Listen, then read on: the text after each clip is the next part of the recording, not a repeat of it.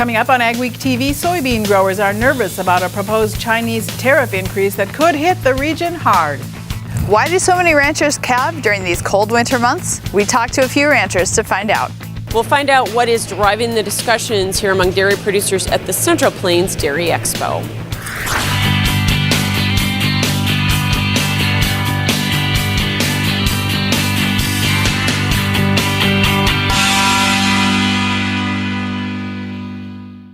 Welcome to AgweekTV. I'm Rose Dunn. Soybean farmers are nervous about pending tariff increases on soybean exports to China.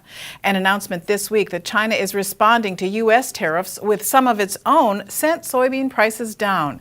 Soybeans aren't the only target of the latest tariffs, but they are of importance because they're the biggest U.S. ag export to China. Just over $14 billion went to China in 2016. North Dakota sends 70% of its soybeans, $1.5 billion worth a year, to China. Randy Martinson of Martinson Ag Risk Management says now producers will likely get much more aggressive selling their 2018 crop. Traditionally, soybeans has not been a market that producers have been willing to sell early because that market's had the ability to rally on summer weather scares or whatever. So yeah, I do think producers are going to step up their selling when they can. I wouldn't be surprised to a lot of them to get up to sell up to their insurance guarantees before they even plant one bean in the ground. NDSU grain marketing specialist Frayne Olson says the tariffs are still a proposal and wouldn't go into effect until the end of May. It's also not clear if the 25% tariff on soybeans would be the total or 12% added to the existing 13% or a 25% addition for a total of 38%. So if we look at $9 soybeans local, then you add a 25% tax on that, that's about $2.25 a bushel. And so what is that $2.25 tax going to do on the flow of grain, the amount of grain we're going to be able to sell, and more importantly, at what price are we going to be able to sell it? The Chinese are also proposing new tariffs on corn, sorghum, wheat, and beef. Look for much more on this complicated issue in the next Ag Week magazine. President Trump's trade actions have often left ag groups scrambling to figure out what might come next. Two key ag trade leaders recently tried to shed some light on Trump's trade approach. Spencer Chase has more.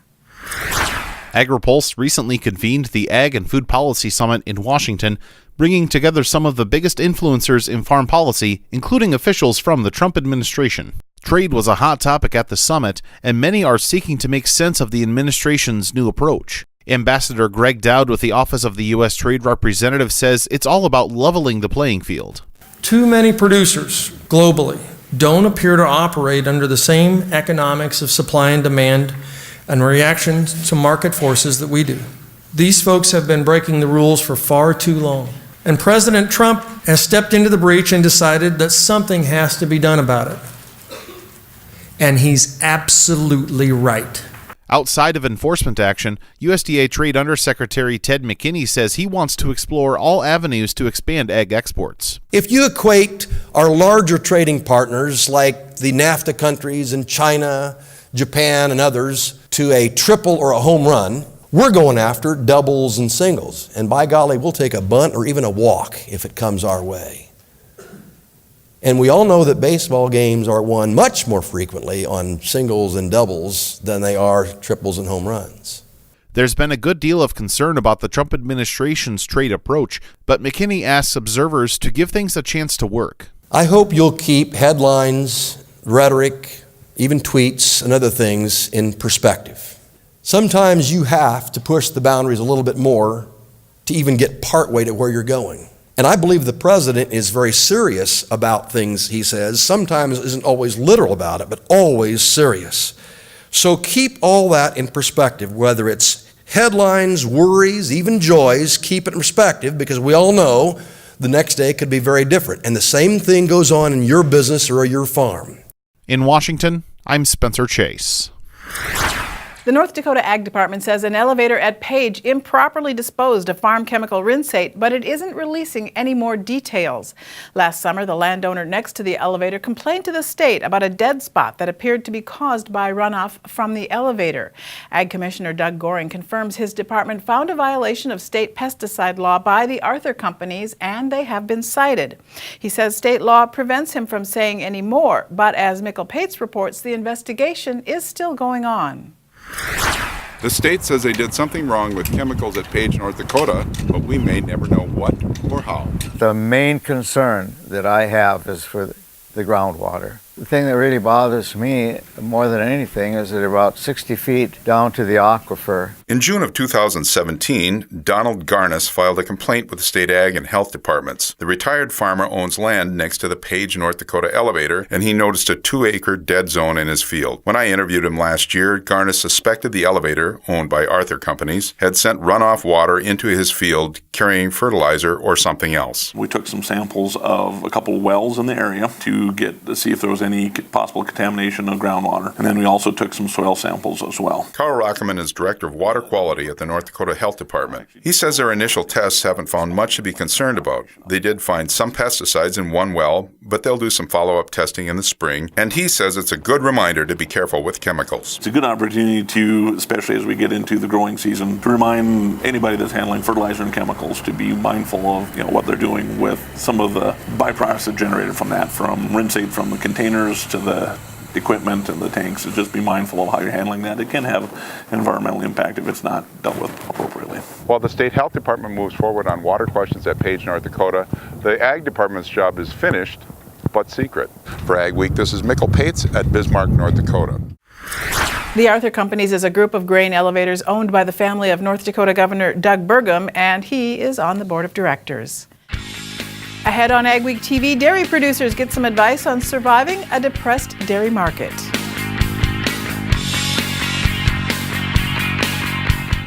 Get your row crops off to the right start with an early riser Case IH planter from Titan Machinery. Case IH early riser planters feature high-tech yet rugged planter row units that quickly adapt to the toughest seeding conditions, while leaving an optimal seed bed to promote early, uniform plant emergence. Only Case IH early riser planters are designed to leave a flat-bottom seed furrow, ensuring consistent seed depth and even emergence. Contact your local Titan Machinery location today for more information on the next generation of planting technology from Case IH.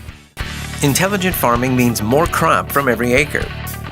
That starts with smart machines and precision application.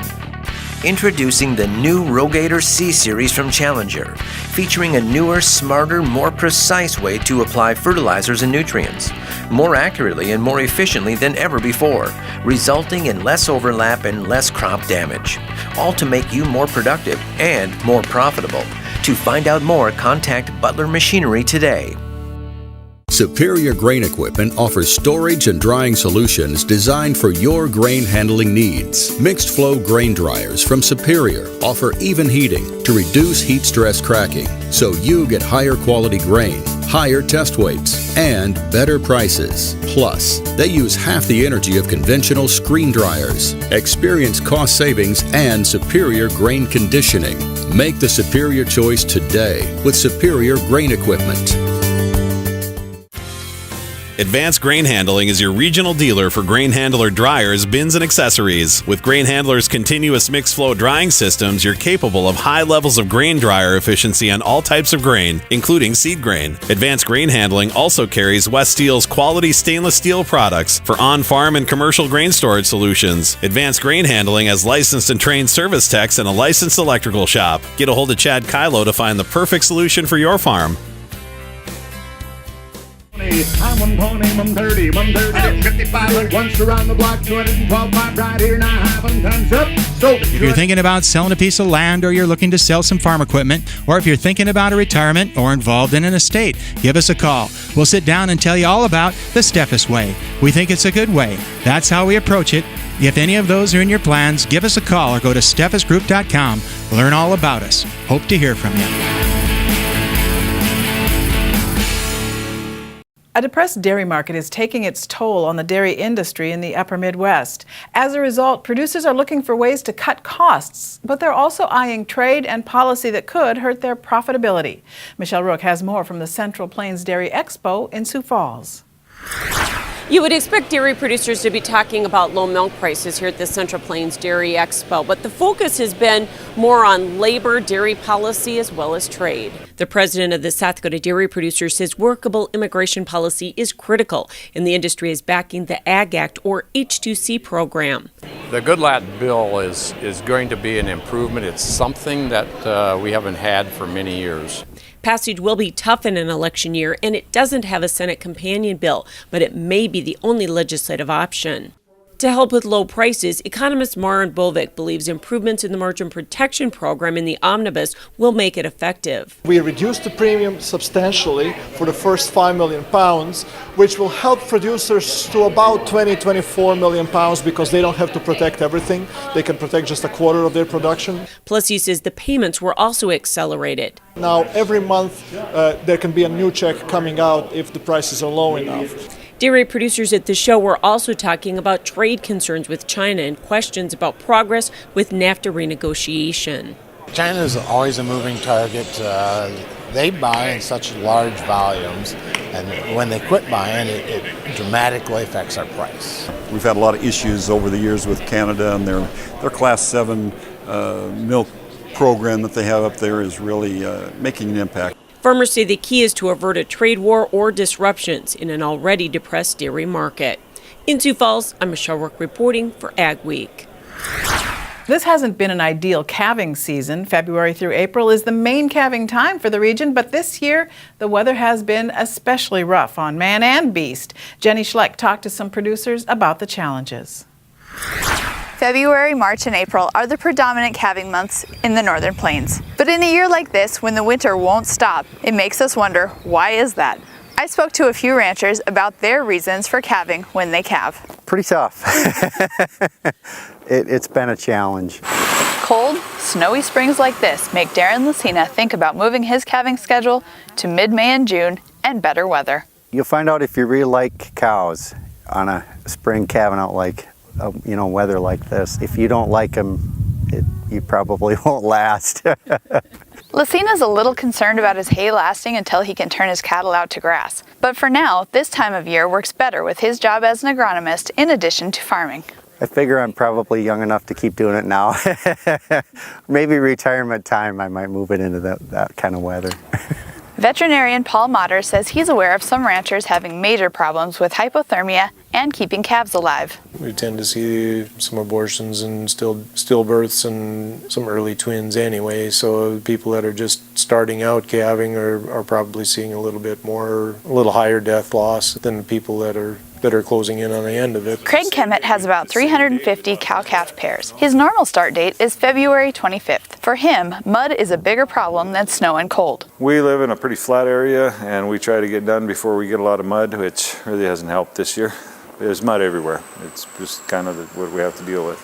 John Kuipers has calves and lambs. While he's thankful for the moisture the snow brings, the up and down weather has made it one of the toughest years he's seen in his more than 50 years of raising livestock. It could lead to some changes in his operation. I've been researching for 5 years to go into May 15th calving. It's just I'm concerned that it'll be too hot for the bulls to work. Some say not, but yet we know from years of experience that when it gets hot, you're not getting any cows bred. Besides the weather, marketing plays a big role in determining the schedule. This is not for the faint of heart. In central North Dakota, this is Jenny Schlecht for Ag Week. Jenny will have more on calving in the cold in the next Ag Week magazine. Is winter ever going to end? Your agri-weather forecast is next. And later, we'll hear about the importance of micronutrients to crop health.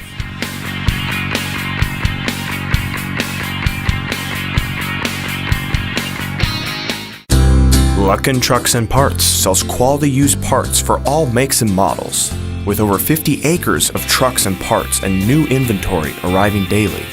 Family owned and operated since 1966, Luckin's specializes in the sale of quality used medium to heavy duty truck parts as well as pre-owned trucks, trailers, and construction equipment. If it's on a truck, we got it. Call us today and let us get you your part. Stein Seed Company is home to one of the most prolific, highest-yielding corn and soybean breeding programs in the world. When it comes to research, yield is what matters most. With the largest private soybean breeding program in the U.S. and the industry's most aggressive corn research, Stein is in a class of its own when it comes to developing new, higher-performing seed. Choose genetics. Choose results. Give Shane Kylo a call at 701-866-9864 to learn what Stein Seed can do for your operation. I'm 120, 130, 130, 55, once around the block, 212 pipe right here, now half times up.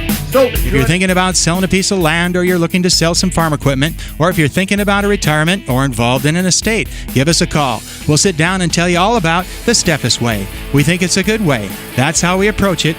If any of those are in your plans, give us a call or go to steffesgroup.com. Learn all about us. Hope to hear from you. Get ready for the biological revolution. AgZyme by Ag Concepts is the leading biological soil enhancement product on the market today.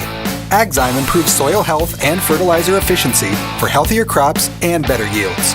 Definitely is making a difference. I really feel that it gives me a bump in the soybeans and corn.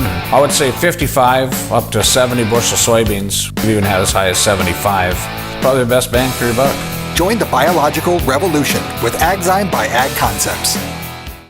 Levosol is the most advanced nutrient efficiency solution, making phosphorus, zinc, and other key micronutrients more available to the plant.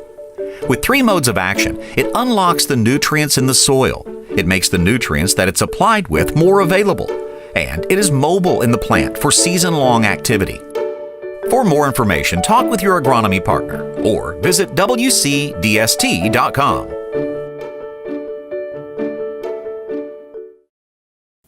Weather portion of Ag Week now, starting out with a different sort of a map tonight. We all know March was fairly cold across the northern United States and the eastern United States in particular. This particular image, which was posted onto Twitter by the University of Alabama at Huntsville a couple of days ago, shows the satellite infrared estimate of lower atmosphere temperature. And yes, it does show where the blue is where it was colder than average. Across much of northern, north central, much of eastern United States was quite cold. There were other pockets that were very cold. Most of Europe was extremely cold. England, UK was very cold. Many of these areas quite snowy as well. But what's interesting about the month of March is while we do have these cold areas, which includes a lot of where we hear the news from, there also were many areas that were quite warm. And in fact, the month of March worldwide was warmer than average. Not quite as warm as March a year ago, but still it has been warm. So why so cold locally? Well, it's the old Hudson Bay low, which built down into the Hudson Bay region about Christmas time, gave us 2 weeks of really cold weather, and it's been kind of in this general area since. Was really invigorated last week, and it sent another shot of Arctic air down into the northern plains. That's why we've got the cold weather pattern for the time being. And yes, it is unseasonably cold, although there is precedent, certainly, for this kind of weather in the past. The cold will relax a little bit over the next few days. By the middle part of the week, we'll be down to still below average, but probably days above freezing anyway. But that cold weather is going to lurk around, and it's never really going to go away. And we will remain below average with the jet stream south of us throughout this entire week. Precipitation, we're starting off the weekend with some snow in the northern plains and upper Midwest. That moves to the east. Another wet system there. Looks like around midweek a possibility of rain and snow. Could turn into a storm. It's hard to tell at this point, but there will be that. And before the week is over, by the weekend, probably one more round somewhere in the northern plains of either rain and or snow. Again, we can't predict these exact tracks, but it will be remaining fairly wet. Through the middle part of April, same deal. Probably a better chance of getting rain than snow, but still some snow will be possible. Some parts of the northern plains because the weather will continue to be very much on the cool side, probably at least through the latter part of April, and the way things are looking, maybe even all the way to the end of April. Unseasonably cold weather. It has been unusually snowy of late. That does mean that we're going to continue to look at an idea of being very likely late into the fields this year. Don't get the idea it's going to stay like this forever. There are radar indications central and southern plains may start turning hot and dry sometime in May. Advanced Grain Handling is your regional dealer for grain handler dryers, bins, and accessories. With Grain Handler's continuous mixed flow drying systems, you're capable of high levels of grain dryer efficiency on all types of grain, including seed grain. Advanced Grain Handling also carries West Steel's quality stainless steel products for on-farm and commercial grain storage solutions. Advanced Grain Handling has licensed and trained service techs and a licensed electrical shop. Get a hold of Chad Kylo to find the perfect solution for your farm. At Superior Grain Equipment, we're committed to quality and service, offering you the best in grain storage and dryers for any size operation. Our experts will work with you to determine the most efficient and economical storage solution for your needs. We help protect your bottom line and your future with the industry's best bins and warranties. Make the superior choice for protection today and tomorrow with Superior Grain Equipment. Intelligent farming means more crop from every acre. That starts with smart machines and precision application. Introducing the new Rogator C-Series from Challenger, featuring a newer, smarter, more precise way to apply fertilizers and nutrients, more accurately and more efficiently than ever before, resulting in less overlap and less crop damage, all to make you more productive and more profitable. To find out more, contact Butler Machinery today. Get your row crops off to the right start with an early riser Case IH planter from Titan Machinery. Case IH early riser planters feature high-tech yet rugged planter row units that quickly adapt to the toughest seeding conditions, while leaving an optimal seed bed to promote early, uniform plant emergence. Only Case IH early riser planters are designed to leave a flat bottom seed furrow, ensuring consistent seed depth and even emergence. Contact your local Titan Machinery location today for more information on the next generation of planting technology from Case IH.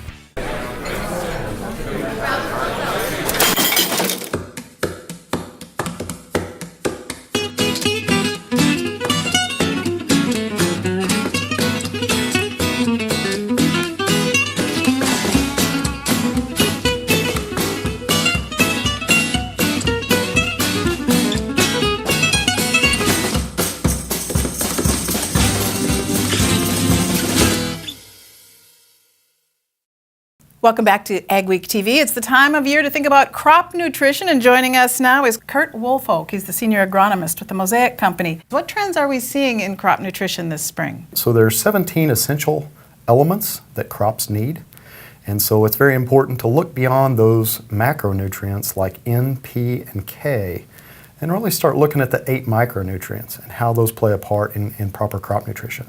So when we look at those balances between a macronutrient, secondary macronutrient, and then the micronutrients, it's important to understand that each crop has an uptake and a removal pattern, and just kind of understand those and what fertilizer we need to apply to our soil to meet the crop needs. So what is microessentials and how is it different from other fertilizers? Yeah, microessentials is a premium phosphate product. It's a dry granular product. We have a sample here of the microessentials SZ, that's the sulfur and the zinc. The main difference with a microessentials type product is you have a homogeneous granule where the nitrogen, the sulfur, the phosphor, and in this case the zinc is all in one granule. That becomes very important when you compare that against a traditional blend. Often, as growers, we use a MAP, a monoammonium phosphate, 1152O. We'll typically put in an ammonium sulfate or maybe even a zinc sulfate in that blend. As we go apply that product, if we're using an air seeder or an air drill, often we don't get really good uniform nutrient distribution. So by having all 4 nutrients in one granule, you get very good uniformity of nutrient application, and that gives a lot more access for different root systems of different crops to take up that nutrient, especially when it comes to micronutrients. So what crops is this used on? There's a multitude of crops that can be used. There's 3 formulations because we do tailor some of the formulations a little bit by geography. So Microessentials S15 is very common for the Canadian provinces as we look at more canola and flax type crops, a little bit higher on the sulfur. As we get more into Montana, the Dakotas, and Minnesota, we're often looking at more corn, soybean rotation, so we're looking at the Microessentials SZ product. What key nutrients are needed to ensure the growth of a healthy soybean crop? The growers that do apply fertilizer to beans often think about potassium first. K is front and center for that soybean grower. The research at Mosaic that we've conducted recently has really shone a light on the fact that soybean responds well to sulfur and even some of the micronutrients like boron. Very important. Where can we learn more about microessentials? We have several great resources at the Mosaic Company. We have microessentials.com. We also have a great resource, cropnutrition.com. So if you ever have a desire or a need to learn more about what does sulfur do within a soybean plant, what does the potassium do for the corn crop, go to cropnutrition.com and find a wealth of resources available there. Great information today. Thank you for being with us. Kurt Woolfolk, the Senior Agronomist of the Mosaic Company. Still ahead on Ag Week TV, we found a sculpture garden growing on an area farm. Stein Seed Company is home to one of the most prolific, highest-yielding corn and soybean breeding programs in the world. When it comes to research, yield is what matters most. With the largest private soybean breeding program in the U.S. and the industry's most aggressive corn research, Stein is in a class of its own when it comes to developing new, higher-performing seed. Choose genetics. Choose results. Give Shane Kylo a call at 701-866-9864 to learn what Stein Seed can do for your operation. Where do you go for the latest news in agriculture? Ag Week magazine. Reaching over 70,000 farmers and ranchers in North Dakota, Minnesota, South Dakota, and Montana. Ag Week provides the most up-to-date information on the markets, the trends, and the people who make it all happen. We're your source for news, not fluff. Dependable, trusted. Ag Week. Subscribe today by calling 1-800-811-2580. Every year, 40% of all food in the U.S. never gets eaten. 40%. That's almost half the food we produce. Food waste is a serious problem. It impacts all of us. And it's expensive. Your family is throwing $1,500 a year in the trash. We're working hard to put food waste on the chopping block. And you can do the same at home. Learn how to cook it, store it, and share it. Just don't waste it. Go to SaveTheFood.com.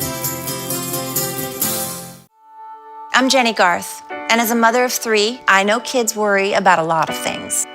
Getting enough food to eat shouldn't be one of them. But here in America, that is a real worry for 1 in 5 children. Even though we are one of the most food-rich countries in the world, 15 million children don't know where their next meal is coming from. This is unacceptable, and something the Feeding America nationwide network of food banks is working to solve. Instead of accepting that our country lets billions of pounds of surplus food go to waste every year, Feeding America has made it their mission to help families in need by rescuing this food. Through food pantries and meal programs, the nationwide network of food banks provides more than 3 billion meals, serving virtually every community in the United States, including yours. Join me in supporting Feeding America and your local food bank by visiting feedingamerica.org. Together we can solve hunger. Together, we're feeding America. If you're ever on Highway 20 near Elbow Lake, Minnesota, you might catch a glimpse of one farmer's artistry and spirituality. This sculpture garden is the legacy of Alan Bakke. It's just to the west of Grant County Highway 20, 2 miles north of Elbow Lake. Alan worked for 2 years on his final piece, a 20-foot statue of Jesus Christ. It stands on a grain bin foundation next to an existing grain bin. It's one of about 30 steel and cement sculptures he created. Bakke died in 2013. Thanks for watching this week's edition of Ag Week TV. Remember, for all your ag news, go to agweek.com and be sure to follow us on Facebook and Twitter as well. We'll see you next week.